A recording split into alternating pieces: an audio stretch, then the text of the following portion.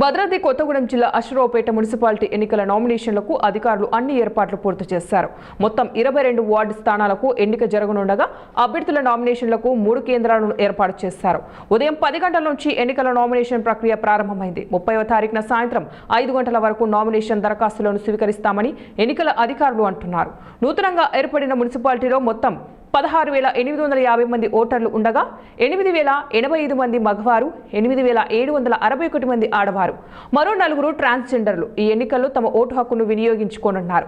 ఇటీవల జరిగిన స్థానిక ఎన్నికల్లో అధికారిక ప్రతిపక్షాలు హోరాహోరీ స్థానాలను గెలుచుకోవడంతో ఈసారి కాంగ్రెస్, బీఆర్ఎస్లు ఎవరికి వారు మెజార్టీ స్థానాలు దక్కించుకోవడానికి వ్యూహాలు రచిస్తున్నారు.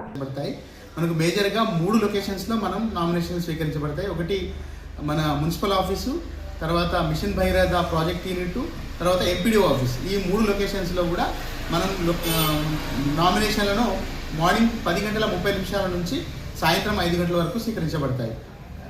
ఇక మనం టోటల్గా మనకు 22 వార్డులు ఉన్నాయండి. 16,850 మంది ఓటర్లు ఉన్నారు.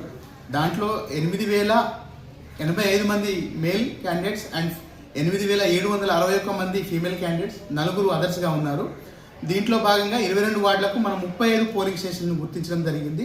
మనకు ఆల్రెడీ బ్యాలెట్ బాక్స్ను కూడా ఒక 85 బ్యాలెట్ బాక్సెస్ మనం ఒక 50% ఎక్స్ట్రానే తెచ్చుకోవడం జరిగింది. మనం రిపేర్స్ ఉన్నా కూడా మనకు అదనంగా మనం తెచ్చుకోవడం జరిగింది. Distribution centre, collection centre, strong room and counting centres కూడా మనం వ్యవసాయ కళాశాలలోనే పెట్టడం జరిగింది. అదేవిధంగా మనకు పోలీస్ సిబ్బంది నుంచి కూడా మనం ఒక 7 లొకేషన్స్ని మనం సమస్యాత్మక సెన్సిటివ్ లొకేషన్స్గా గుర్తించడం జరిగింది. ఆ లొకేషన్స్లో కూడా భారీ బందోబస్తు ఏర్పాటు చేయడం, అదేవిధంగా వెబ్ కాస్టింగ్ జరుగుతుంది. ఇవాళ కూడా మనం ఈ నామినేషన్ సెంటర్లో బయట, రూమ్ లోపల, రూమ్ బయట కూడా వెబ్ కాస్టింగ్ కెమెరాలను అమర్చడం జరిగింది.